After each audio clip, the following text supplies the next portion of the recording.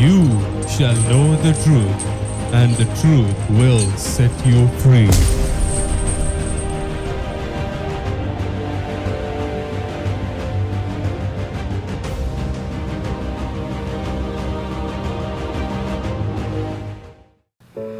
May the presence of God, which goes before us to give us victory over the kingdom of Satan and the enemies, be your protection all the time as you are growing in the Lord and in His Word.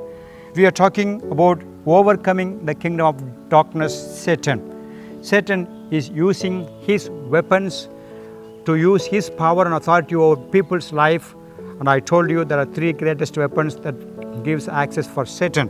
Now, just I want to give you some basic knowledge about what we are doing in our ministries. For about more than 20 years, personally myself and my friends in India and from other countries, US, we are doing this inner healing and deliverance ministry we call. And in this ministry, it has a focus on casting out demons, because the deliverance is actually mentioning casting out the demons. Jesus said, I came to set the captives free. I came to bring liberty to those who are bruised. So those terms clearly talks about these demons are cast out of the people. But that is not the only thing that must be done in order to fully overcome the kingdom of darkness. It's not enough that we cast out the demons and send the people, okay, demons are gone, you can go. We need to know what are the other things the Word of God is giving us, teaching us the truth, that we need to have full victory over the kingdom of darkness, fully overcome Satan's kingdom by all means in our lives, and help other peoples in their lives also. The thing is casting out the demons is only the beginning. But sometimes without that beginning, people will stay in bondage to the oppressive ways of Satan for the rest of their lives. So many times if the demons are not brought out of the people, they will live their whole life under the oppression.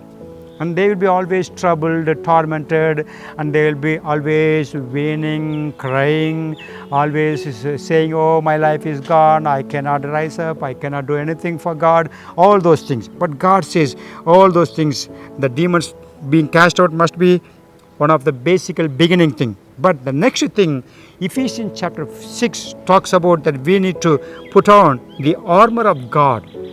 That's one of the things that the Bible clearly talks about, because our battle is not against men, the blood or flesh, but we battle against the principalities, authorities in the kingdom of Satan, the evil spirits, or the hosts of the heavenlies, and the prince of the darkness. All those things are there, and we have the battle. To do the battle, we need to put on the whole armor of God.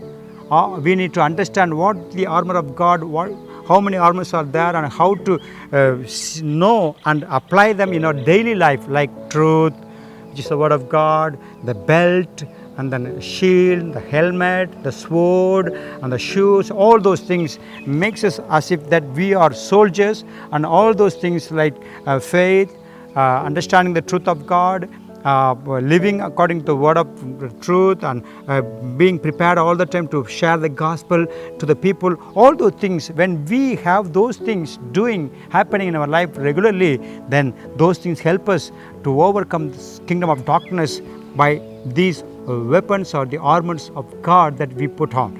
These things must be understood, and we need to know how Satan functions, and we need to use these weapons already we have against them to overcome them. Father, help your people to understand that just casting out the demons is not only our focus. We want to see a full victory, fully overcoming Satan's kingdom by the things that you have written in your word, teaching to us, like putting on the armor of God. All those things, let it become practically used by your people to overcome Satan fully. In Jesus' name I pray. Amen. God bless you.